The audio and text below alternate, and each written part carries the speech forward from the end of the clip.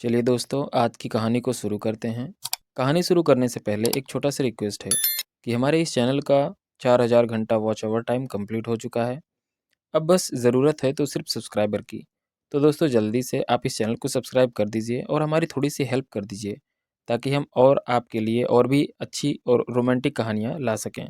तो चलिए कहानी को शुरू करते हैं। शहर का नाम था नौपुरा। पुराना लेकिन हमेशा जागता हुआ शहर, जहाँ सकरी गलियाँ कभी थमती नहीं थी और छतों पर खड़े लोग उन गलियों में बहती कहानियों को चुपचाप देखते रहते थे। इन्हीं छतों में से एक पर खड़ी थी अनाया। उम्र लगभग 27, बेहद खूबसूरत, बेहद सलीकेदार, लेकिन मन के भीतर हमेशा किसी अनकहे एहसास को पाले हुए थी। शादी को 3 साल हो गए थे।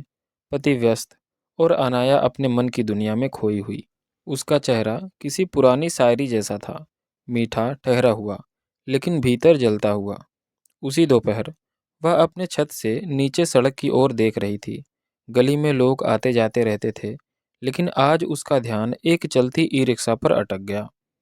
ई रिक्शे में बैठा एक परिवार, माता पिता और बीच में बैठी एक नर्म कोमल चेहरे वाली लड़की। लड़की का नाम आरजू था, उसकी पड़ोसन की छोटी बहन, उम्र 19 के आसपास। आरजू को देखकर अनाया के मन में एक अजीब सी गर्माहट उठी। कभी कभी किसी को देखकर ऐसा लगता है जैसे उसकी उपस्थिति हवा को छूकर गुजर जाती हो।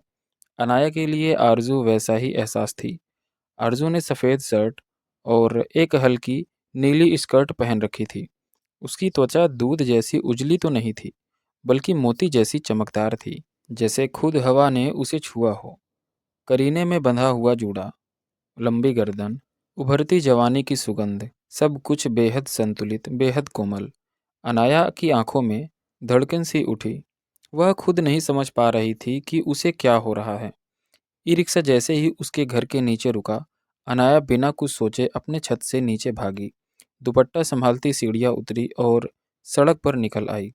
उसे खुद भी नहीं पता था कि वह क्यों बाहर निकल आई थी। आरजू परिवार के साथ बाजार जा रही थी, लेकिन तभी उसके पीछे एक लड़का आया। फैजान, मोहल्ले का जाना पहचाना टेलर का बेटा।